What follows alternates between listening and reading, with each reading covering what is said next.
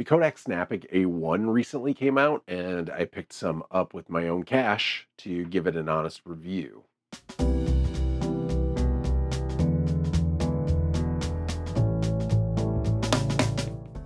Trying to grow my audience here on YouTube, talking about film photography and sharing some of my photos.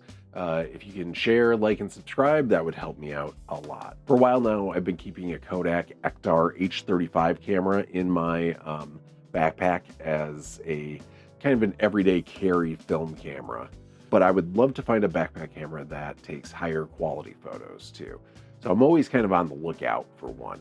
And the same company who made this camera, not Kodak, actually it's called Retu, who partners with Kodak Alaris, made the Kodak Snapic A1.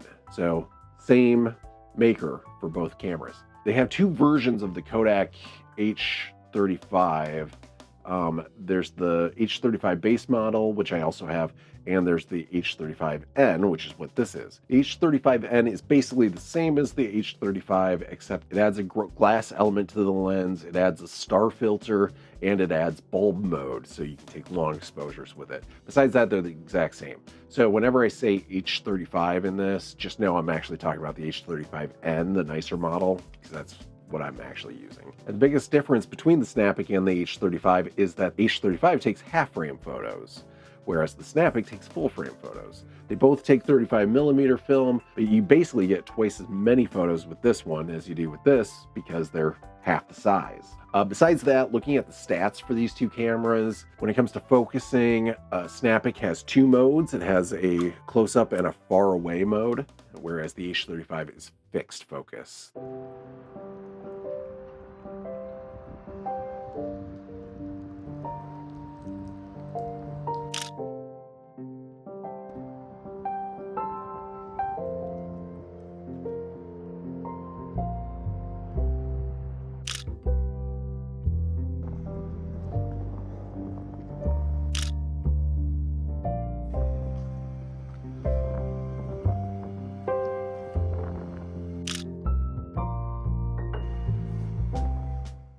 Both cameras require you to kind of think for yourself on how strong a film do you need.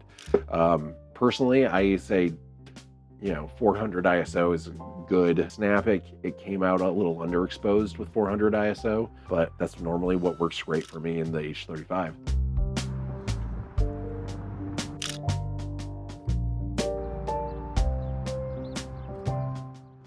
Multiple exposures. The Snappic does do multiple exposures. It does seem like it's easy to do on the camera, but I'm not really a big multiple exposure guy, so I'm not the person to ask.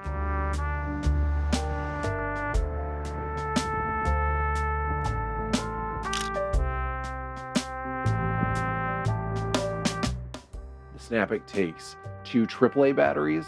They say that it's good for 10 rolls. I'd be very surprised if it lasts that long. I had it die when it was rewinding my first roll. The batteries might not have been completely charged or anything though, so I highly recommend, if you do get the Snappic, plan on having AAA batteries on hand as well. Like, just keep those in your backpack too. The H35 does take one AAA battery, but that's just for the flash. So this takes us to the next feature, which is winding. Like I said, the Snappic will automatically advances your film and automatically rewinds your film back into the canister once you're done with the roll. There is also a little R button right there, one that you have to get with like a toothpick. That will rewind it before you're done with the roll.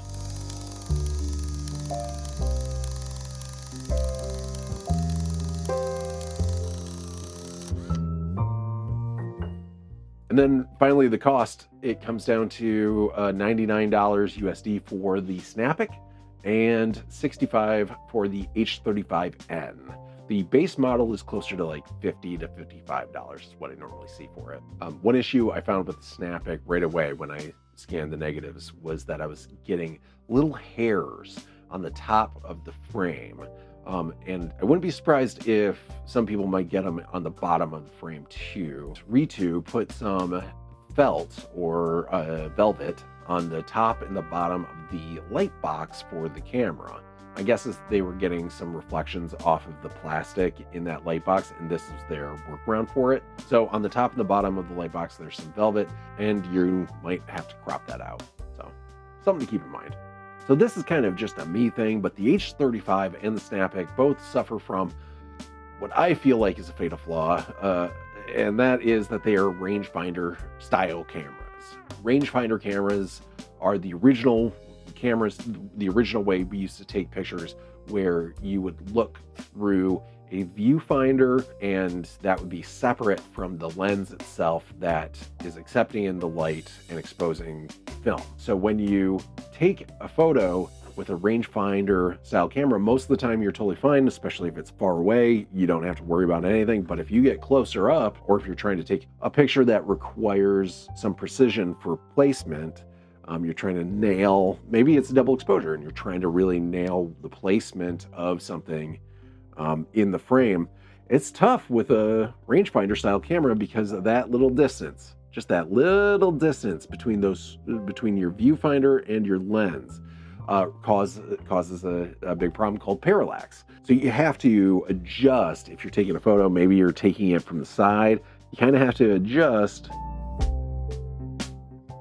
where that lens is if it's important to you. There's a lot of photos I take where it's like, I gotta get it. If I'm gonna nail the photo I'm looking for, I gotta get it just right. So that's something to keep an eye out for. A lot of amazing photographers, though, have absolutely sworn by rangefinders, would only use rangefinder cameras. Compare that to the Canon A1, for example, where you are looking into the viewfinder through a prism, through a mirror, and then finally through the lens, exactly as you would see it on the film. The benefit is you're seeing exactly the photo you will get. The downside is it is expensive to have that prism, the mirror, and the precise machining required to get the mirror out of the way of the film every time you take a photo. In that instant you take a photo, right? That's why most affordable cameras you'll find, including disposable cameras and stuff like that, are all rangefinders. Just a way simpler mechanism. Speaking of multiple exposures, the Snappic does take multiple exposure shots. If you're not familiar with multiple exposure shots, this is where you expose one frame on the film. Then you cock the shutter again and take another photo without advancing the film. You create a ghosted image over the previous image, right? It's almost like just overlaying two photos on top of each other, but it can create a really interesting effect if you get it right. I've never really been a double exposure guy, so I'm not the best to evaluate this, but it does seem to do a pretty good job with multiple exposures. If you have one and you're trying to figure out how to do multiple exposures, it did take a little bit of playing around for me to figure it out. You have to hold this button that's all the way on this end, hold it, and you'll see on the little screen that it'll say that it is in the mode for you to take your first exposure. So you press your button, take your first exposure, and then you slide the little slider here, and that's what cocks the camera without advancing the film.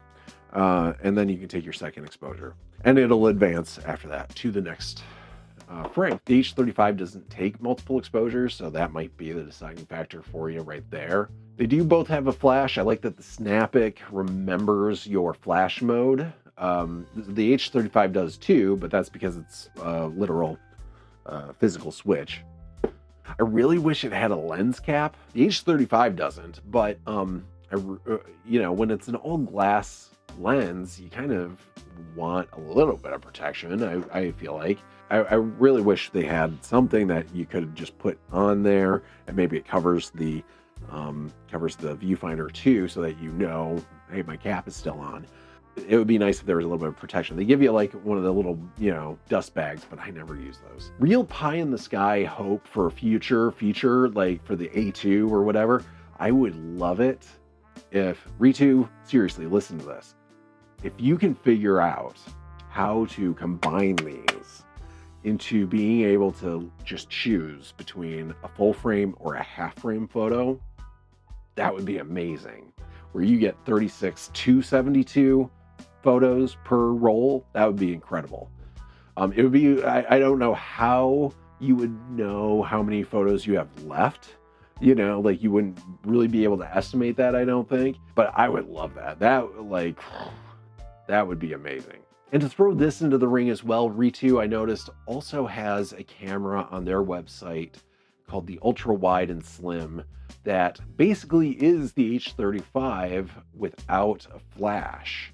And it takes full frame photos. And they're selling it for 30 bucks. So it's almost half the cost. But the sample photos look pretty similar to the Snappic ones, you know, even though it's an all acrylic lens. So if you're watching this video, you're probably looking for a budget film camera. All of these cameras will basically give you the same quality of photos. You're not going to get that big of a difference from this that you would from a disposable camera, which, by the way, let's throw in the Lomography Simple Use cameras. It's their reusable disposable cameras, right?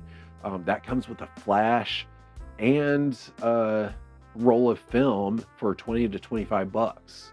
So, and that gives you like that classic disposable camera look, right?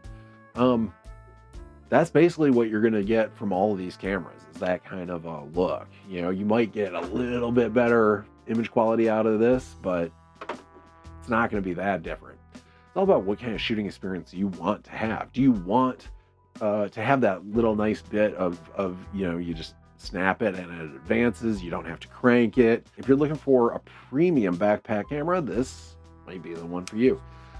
This for me is probably going to be more like a vacation camera. This is going to be like when we take trips. If I don't feel like carrying along my Canon FTB or something like that, I would probably use this.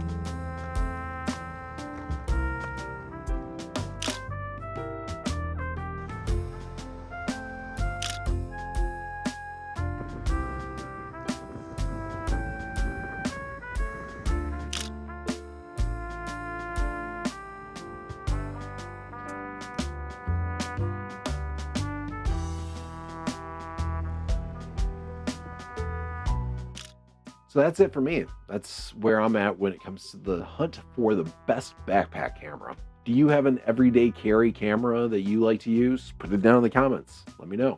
Thank you for watching. There are a bunch of really cool winter events coming up in Grand Rapids that I'm planning on photographing and getting some video of. So stay tuned for that. Hit subscribe so you make sure you can see it. Yeah, until next time.